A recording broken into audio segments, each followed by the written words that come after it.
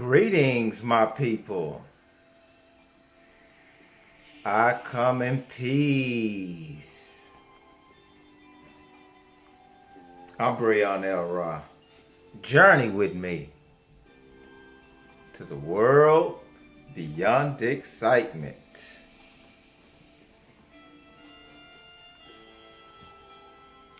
Grand Rising, people. Hotep, Unc Uja Seneb.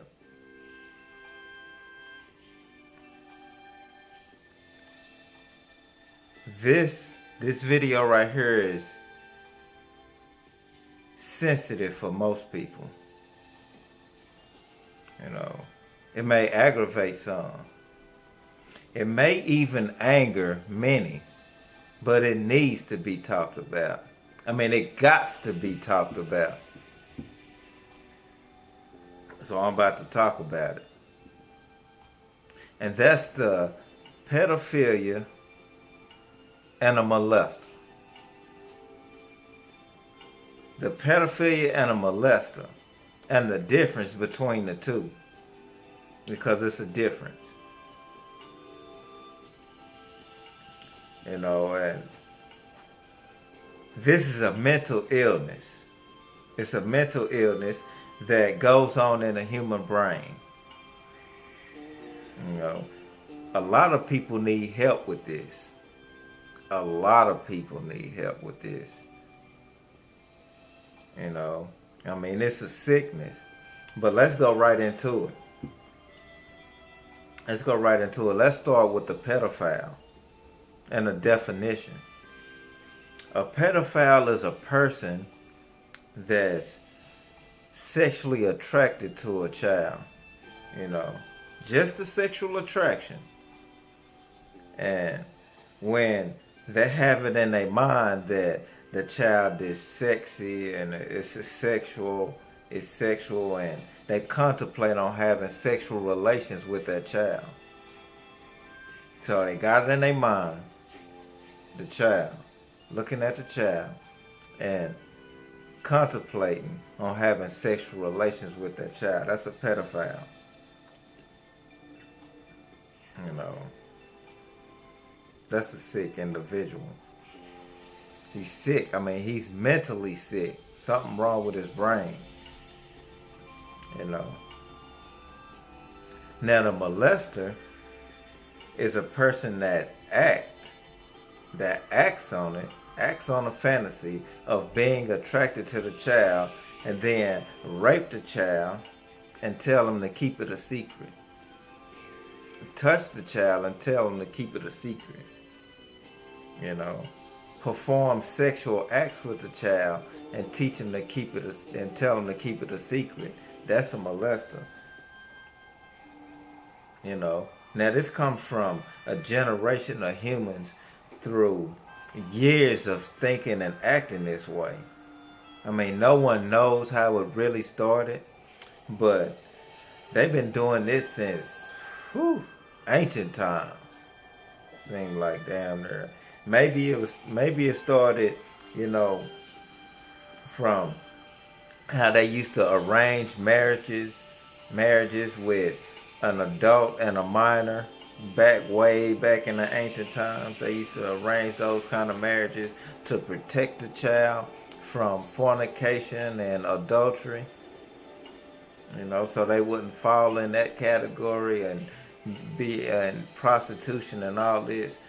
That was their method of protecting a child, is they marry them off early. You know, and the marriage, it wasn't consummated until the child was old enough to bear children. I mean, have you ever heard the saying that if they're old enough to bleed, they're old enough to breed?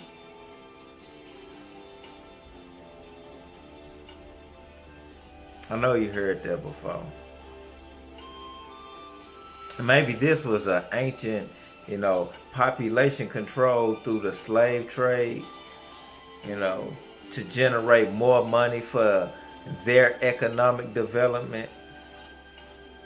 You know, the slave masters, they used to breed us as early as we can bear children for their bank account.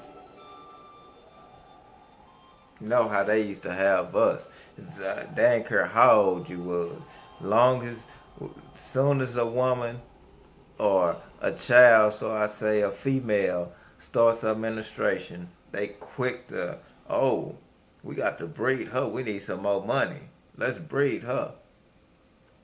And they go get some grown man to lay with her so she can have a baby.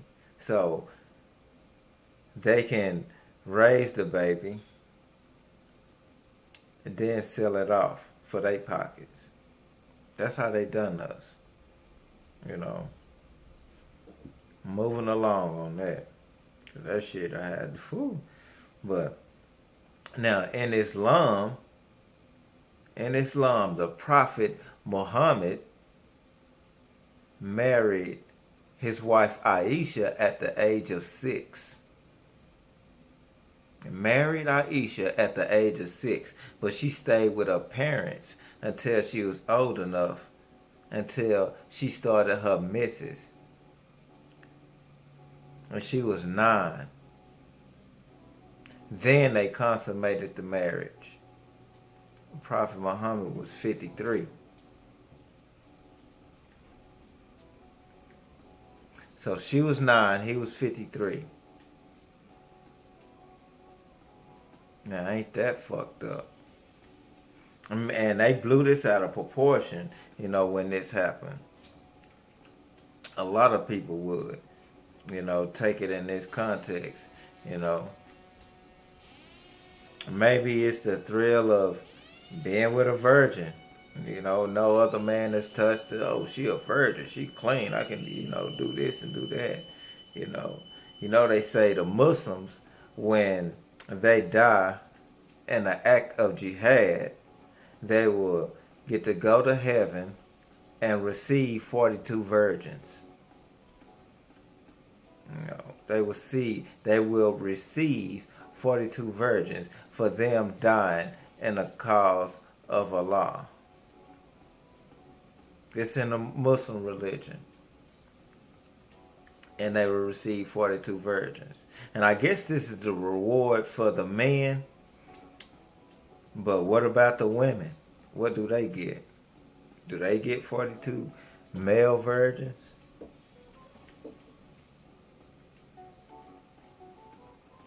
Religion.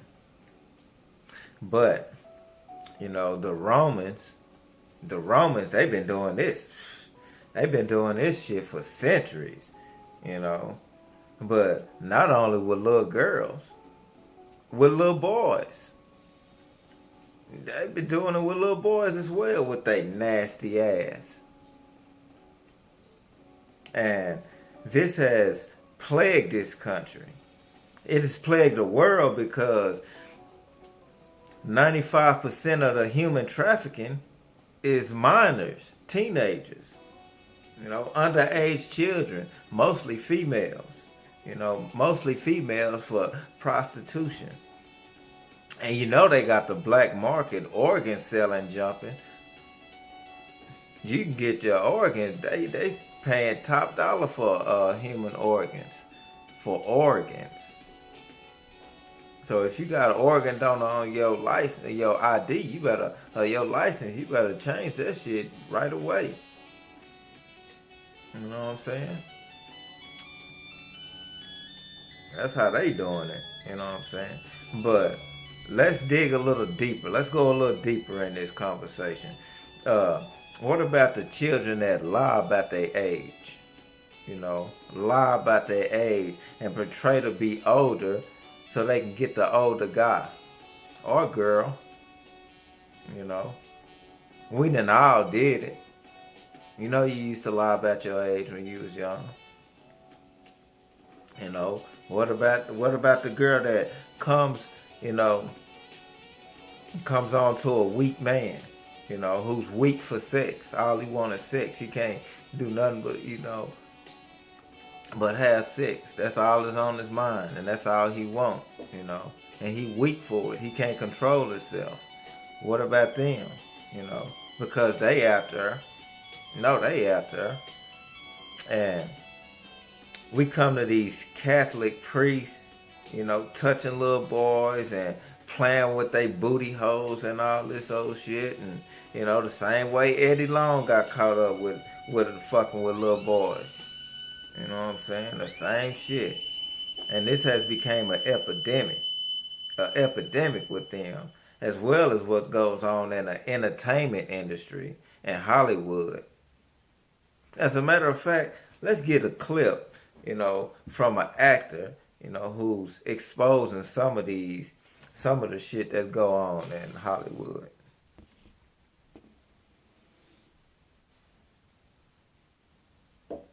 Let's get that clip. Excuse me for a minute.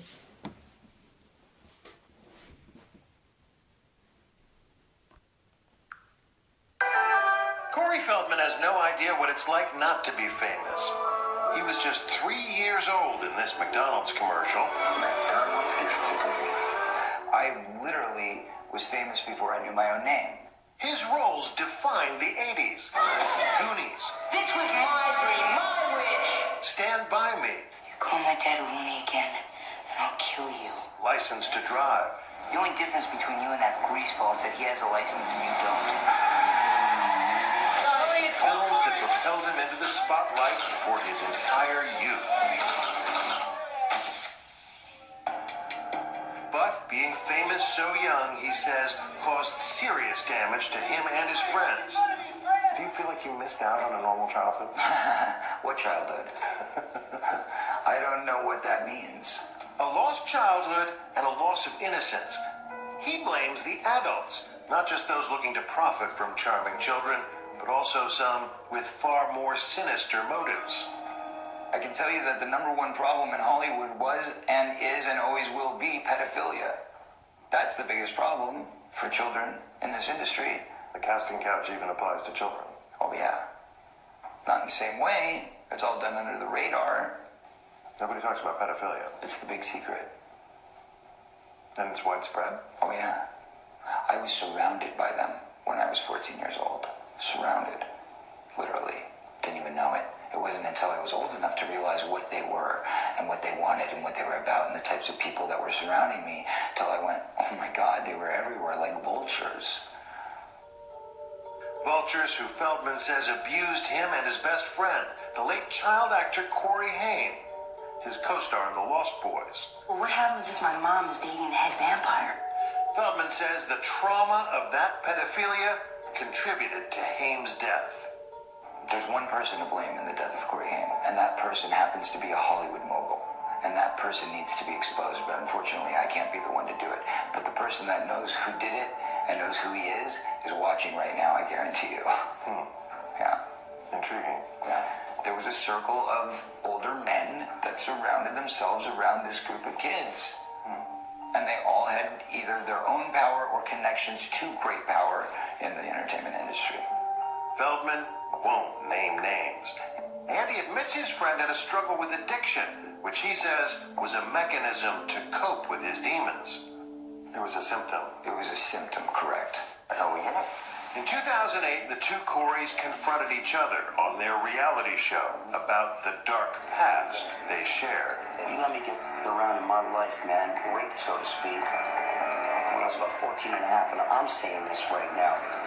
What'd you do, man, when you saw it going down when I was 14 to me? What'd you do? You knew about it. You want to talk about the truth? Okay, well, then let's talk about the truth. I was being molested at the same time by somebody else. What'd you do? You know, there's a lot of good people in this industry, but there's also a lot of really, really sick, corrupt people in this industry. And there are people in this industry who have gotten away with it for so long that they feel they're above the law. And that's got to change. That's got to stop. We contacted Corey Haim's mother. In an email, she said, "I'm not willing to discuss or respond to anything Corey Feldman has to say. I wish he would talk about himself only and leave my son out of it." Is there a dark side to child stardom? Definitely. I think a lot of kids don't really want to do it. I think that the parents want to do it more than the kids. Chris Snyder says for most child stars, it's the parents that can cause more damage. And he would know, having managed with his late boss Iris Burton some of the most iconic child stars, including Feldman River Phoenix, and Drew Barrymore. The biggest problem in the whole thing is when the parents start to live through the kids and quit their jobs and buy expensive houses, buy expensive cars, and the parents aren't understanding it's not going to go on forever, and it just wrecks everything. Feldman's parents managed his career until the money came between them. I got legally emancipated by going to the Producer's Pension Health and Welfare Plan myself at 14 years old and saying, what were my earnings and what's left? Earnings, by the time I was 13 years old, $1 million, which is really not that much money, but in those days it was, in the late 70s, early 80s, that was a good chunk of change. And how much was left? 40,000. And guess what? When I went in for the emancipation trial, my father said, since I spent my time with you on your last film and took it away from my office where I should have been focused, instead, I'm going to ask you for that $40,000 back as repayment for the money that I lost in my business. You had to pay your dad. Correct. You can check the court filings. That was a fact. Wow. So I started at zero at 15 years old, coming out of the hole. We asked the court for the records, but they're sealed.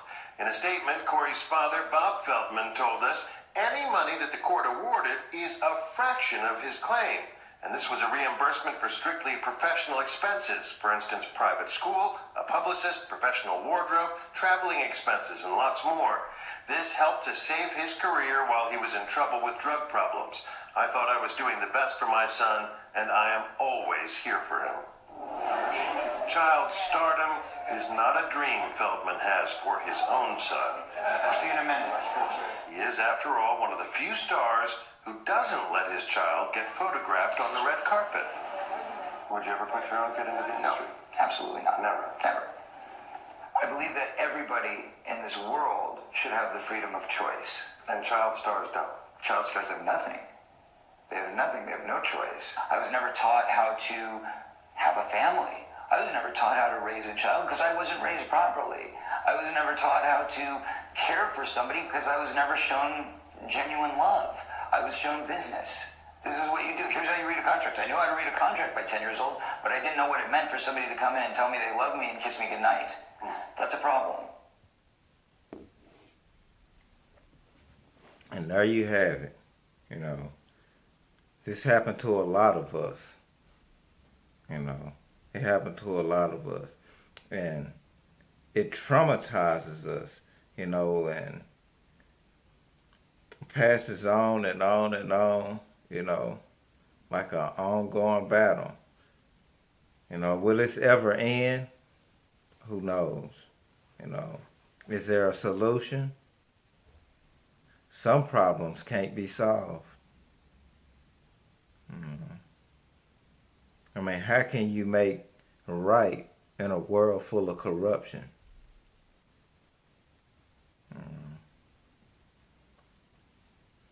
That's that. And just watch your people. Watch the people that you hang with, and let around your children. You gotta watch them.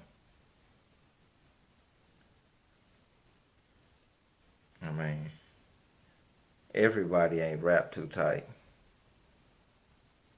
Some people, it's a few bricks missing from their building, It could be anyone close to you, your babysitter, stepmom, stepdad, uncles, aunties,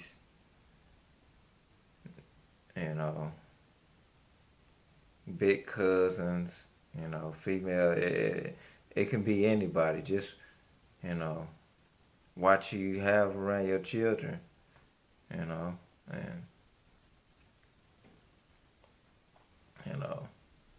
sometimes people will change, It's always room for change. Change is good. So some people change, Some people don't get caught up, but this is a problem. It's a sickness, and, it needs to be dealt with. But how can you? in a world full of corruption. That's it for now. You know, I'm Breon El Ra. Thanks for tuning in. The world beyond excitement. Stay safe.